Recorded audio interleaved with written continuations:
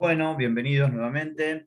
En esta oportunidad vamos a tratar de conocer un poquito de qué se trata, ya sabiendo qué es un circuito, habiendo visto circuitos en serie y sabiendo de qué son los circuitos en serie. Si esto no está sabido, conviene revisar aquellos videos nuevamente.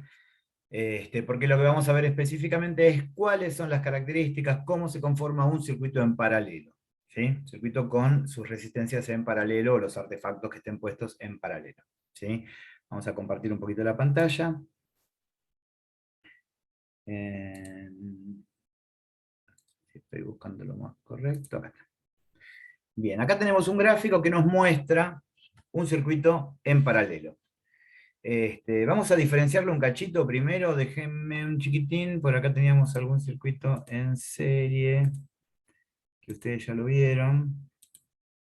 Acá tenemos dos circuitos, uno en serie, que es el que habían visto, ¿no? Tenemos la fuente, y la corriente va a pasar primero por la resistencia 1, después por la 2, después por la 3, secuencialmente, una después de la otra. Va a atravesar una resistencia para luego disponerse a atravesar la otra, para luego disponerse a atravesar la otra, toda la corriente. Cada electrón que fluye por el conductor va a tener que atravesar las tres resistencias. Esto era un circuito en serie, ya lo vieron, ya lo conocen. En el caso del circuito en paralelos funciona distinto, ¿sí? Vemos acá una gráfica de circuito en paralelo, volvamos al dibujito este. En este caso lo que está pasando es que la corriente eléctrica, los electrones, ese flujo de electrones, va a pasar por el conductor y en algún lugar se va a dividir. ¿Sí? Algunos electrones van a ir por un camino y otros electrones van a ir por otro. De forma tal que algunos van a pasar por acá, por esta lamparita, generando que se prenda la lamparita, y otros van a pasar por acá, generando que se prenda la otra lamparita. ¿Sí? En el caso de un circuito en serie, entonces, lo que tenemos son dos ramales distintos, dos vías distintas por las que va a pasar la corriente. ¿Sí? Y lo va a hacer de forma simultánea. Volvamos al gráfico. En vez de pasar secuencialmente una detrás de la otra, la corriente en este caso va a pasar en forma simultánea por las tres resistencias. ¿Sí? Esto nos va a dar una situación. Imaginémonos que son calles, ¿no? Imaginemos que la corriente eléctrica son vehículos, son autos que están circulando por una ruta. ¿Sí? Si en el caso de una resistencia en serie, en el caso de esta ruta primera, de este lado, los autos tienen que pasar primero por el semáforo 1, después por el semáforo 2 y después por el semáforo 3. Vamos, los que vivimos en Capital sufrimos esto terriblemente todos los días.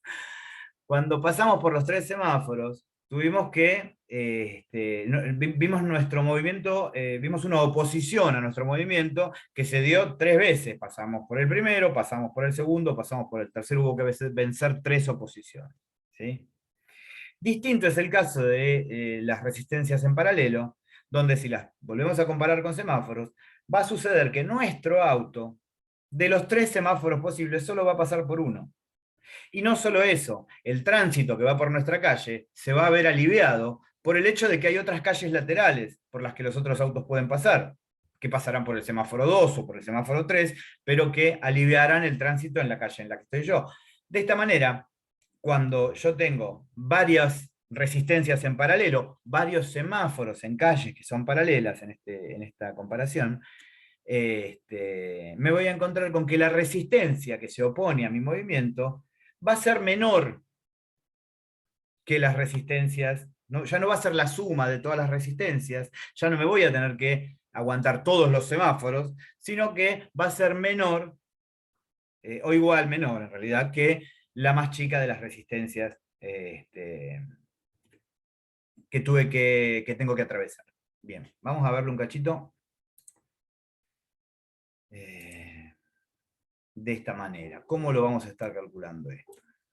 Al que entre en pánico con esto, le digo, calma, no es parte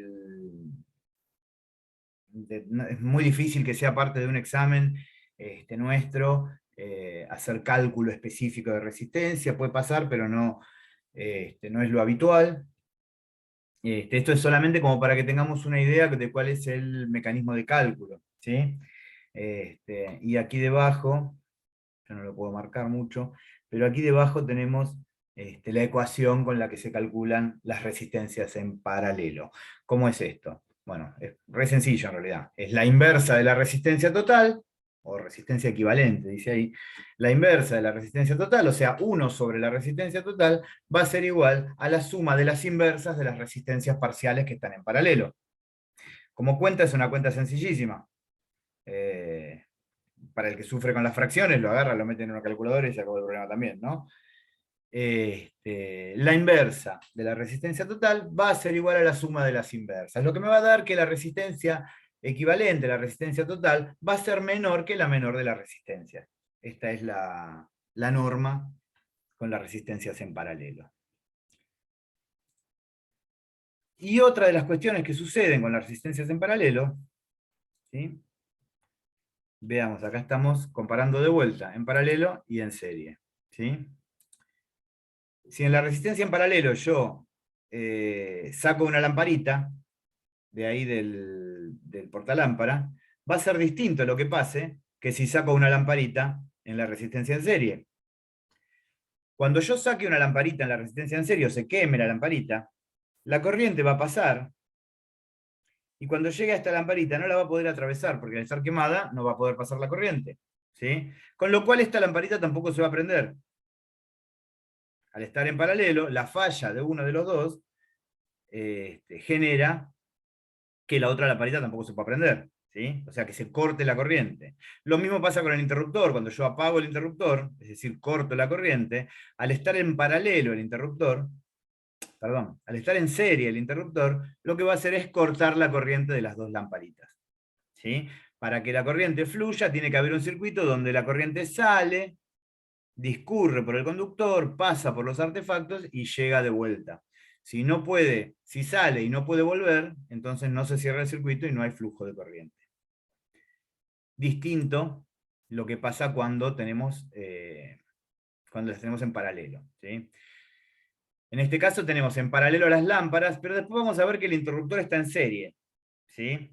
En paralelo a las lámparas. Si se cortara esta lamparita, la de arriba, todo este ramal dejaría de tener flujo de corriente.